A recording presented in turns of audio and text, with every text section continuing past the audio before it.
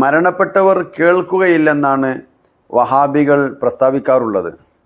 അവരുടെ തന്നെ സ്വീകാര്യനായ ഇബ്നു തൈമിയ്യയുടെ ശിഷ്യനായ ഇബ്നുൽ ഖയ്യിമുൽ ജൗസിയ്യ തൻ്റെ കിതാബുർ റൂഹിൽ 13-ാമത്തെ പേജിൽ പറയുന്നത് കാണാം, വയദുല്ലു അലാ ഹാദാ, മയ്യിത്ത് കേൾക്കുമെന്നതിൻ്റെ തെളിവ് മാ ജറ അലൈഹി അമലുൻ നാസി ഖദീമൻ വ ഇലൽ ആൻ, പണ്ടുമുതലേ പൂർവികമായി ഇന്ന് വരെ നടന്നു വരുന്ന മുസ്ലിം ജനസാമാന്യത്തിൻ്റെ പ്രവർത്തനമാകുന്നു അതിൻ്റെ തെളിവ്.